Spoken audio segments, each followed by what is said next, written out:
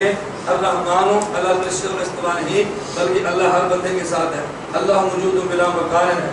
Number 1 دلیل number 1 اللہ تعالیٰ خالق ہے.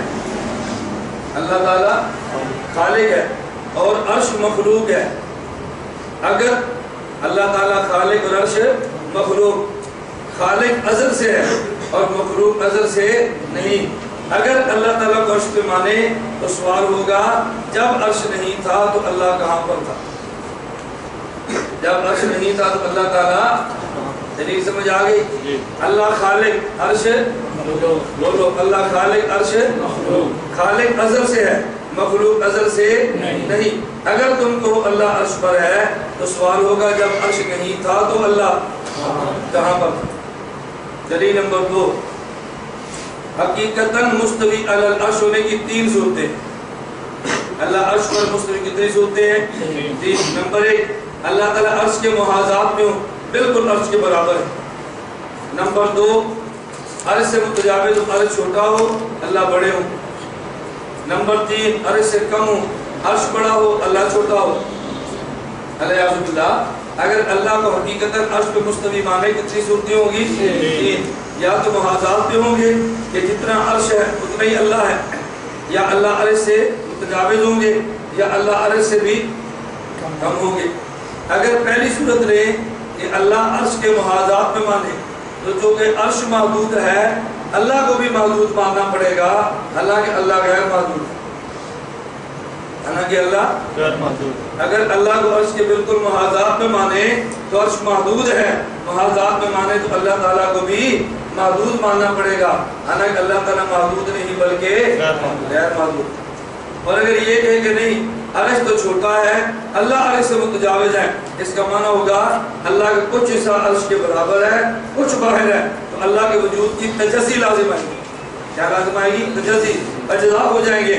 اور تجزی حادث کی تجزی جسم کی تجزی اس کی ہوتی ہے جو مرکب ہو، اور جو مرکب ہو وہ جسم ہوتا ہے، اور جو جسم ہو وہ حادث ہوتا ہے. اللہ کی ذات حادث نہیں بلکہ اللہ کی ذات قدیم ہے. وہی تجزی کس کی ہوگی؟ جو کئی اجزاء سے مرکب اسی کی تجزی ہوگی نا. اور مرکب کون ہوتا ہے؟ جسم. اور جسم کون ہوتا ہے؟ حادث. اللہ تعالیٰ حادث نہیں بلکہ اللہ تعالیٰ. نمبر 3 اگر ہم کہ نہیں جی عرش بڑا ہے اللہ چھوٹے ہیں، عرش کو بڑا مان کے اللہ کو چھوٹا مان لیں گے تو پھر ہمارا عقیدہ اللہ اکبر یہ ٹوٹ جائے گا. اللہ اکبر یہ ٹوٹ جائے گا. اور تجزی اللہ اکبر کو یہ ہمارا جو نظریہ ہے اللہ سب سے بڑا ہے، آپ نے اللہ کو چھوٹا مان کے عرش کو بڑا مان لیا، اللہ اکبر والا نظریہ ٹوٹ جائے گا.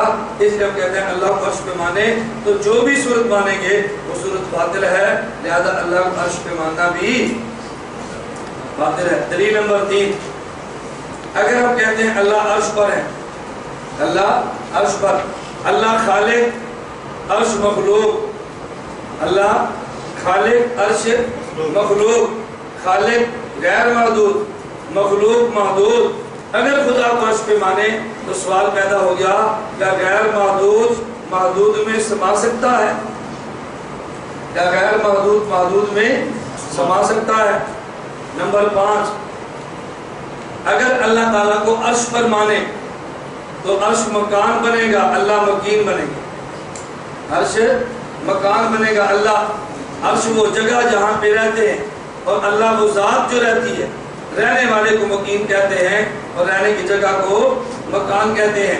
اگر اللہ کو عرش پہ مانے اللہ کی ذات مکین بنے گی، عرش مکان بنے گا، اور مکان مکین سے بڑا ہوتا ہے تو پھر ماننا پڑے گا عرش اللہ سے بڑا ہے اور اللہ چھوٹے ہیں، تو اللہ اکبر کا نظریہ اور عقیدہ ہمارا ٹوٹ جائے گا.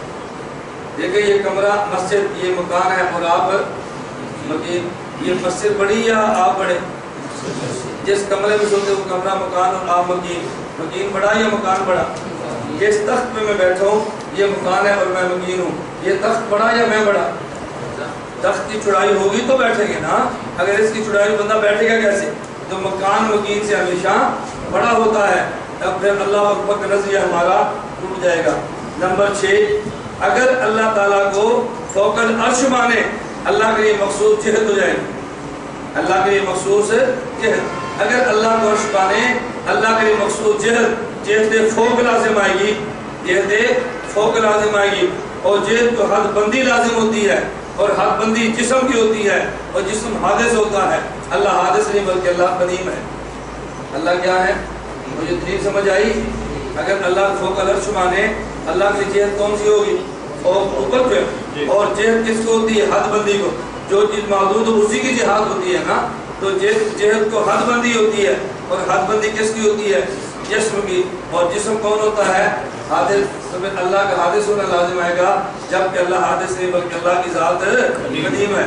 اس لیے ہم کہتے ہیں اللہ کی ذات کو فوق العرش نہ مانو، بلکہ اللہ کی ذات کو موجود بلا